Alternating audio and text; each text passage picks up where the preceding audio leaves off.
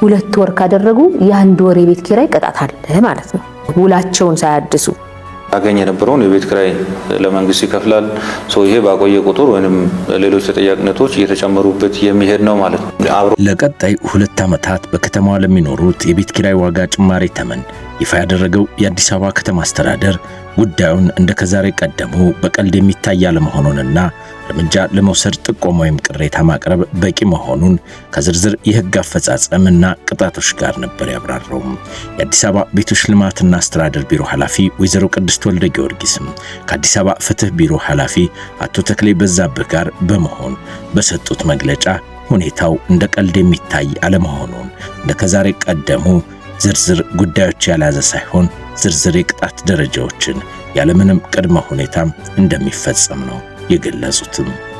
2 ወር ካደረጉ የ1 ወር የቤት ኪራይ ቅጣት አለ ማለት ነው። ውላቸውን ሳያድሱ ውላቸው ኤክስፓየርድ አድርጎ ግን ደግሞ አከራዩም ተከራዩም አብረው ኖረው እድሳት ሳይፈጽሙ 2 ወር ካደረጉ የ1 ወር የቤት ኪራይ ቅጣት አለ ማለት ነው።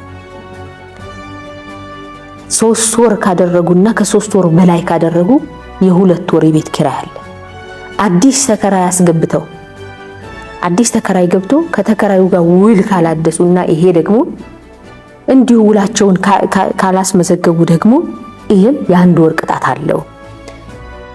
የአዲስ አበባ ከተማ አስተዳደር በከተማዋ ከጊዜ ወደ ጊዜ እየጨመረ የመጣውን የኑሮ ውድነትን ለማቃለል የተከራዮችን ማህበራዊና ኢኮኖሚያዊ መስተጋብር ለማረጋጋትና ዋስትና ለመስጠትም ከ2019 እስከ 2020 የሚተገበረውን የቤት ኪራይ የጣራ ግብር ተመንም ይፋ ያደረገው ከዚህ በፊት ከነበሩት የቤት ኪራይ ጭማሪ ጣራ በተለየ መልኩ ዝርዝር ህግ የያዘው ይህ ህግም በአሁኑ ሰዓት በመዲናችን አዲስ አበባ በብዙዎች ዘንድ ግራ መጋባትን ሲፈጥርም ተመልክተናል። ለዚሁም ደግሞ ምክንያቱ ከዚህ በፊት የወጣው ህግ ዝርዝር ጉዳዮችን ካለመያዙና በወቅቱ በነበረው የሰሜኑ ጦርነትና የኮሮና ወረርሽኝ ምክንያትም መንግስት በኩል ሰፊ ትግበራ ባለመደረጉ ነበረም።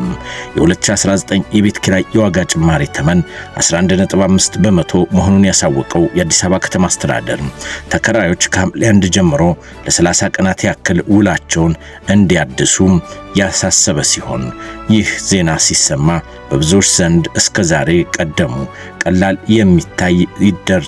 ቀላል ተደርጎ የሚታይ የነበረው ብዙዎች ሰፊ ግምትም አልሰጡትም ነበርም።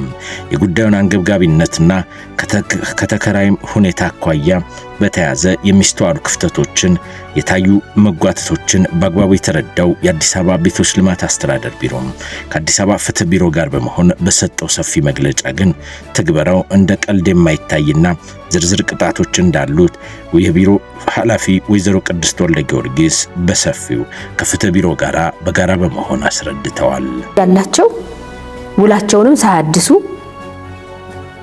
ተቆጣጣሪው አካል ተቆጣጣሪው በሁለት ምክንያት ይቆጣጠራል። አንዱ ጥቆማ ሲደርሰው፣ ሁለተኛ አሰስመንት በአሰስመንት ሄዶ ከደረሰበት ውል ያልታደሰ ውል ካገኘ ኦር ተከራይ ኖሮ ደግሞ ውል ያልተመዘገበ ካገኘ ከ1 እስከ 3 ወር ድረስ የሚያደርስ ከ1 ወር እስከ 3 ወር ድረስ የሚደርስ የኪራዩን መጠን ቅጣት ይቀጣሉ ማለት ነው። በውጭ ከቤቶች ባለፈ የአዲስ አበባ ፍትህ ቢሮ ለወጣው ህግ ትግበራና ለቅጣት ውሳኔ ዝርዝር ህጎች መኖራቸውን የገለጹት የቢሮ ኃላፊ አቶ ተክሌ በዛብህ በአከራይና ተከራይ የውል ስምምነት መሰረት ከቢሮ ውጭ የሚደረግ የትኛውም የህግ ስምምነት ተቀባይነት የሌለ መሆኑንና በዚህ አዋጅ መሰረትም ውድቅ እንደሚደረግ አስታውቀዋል።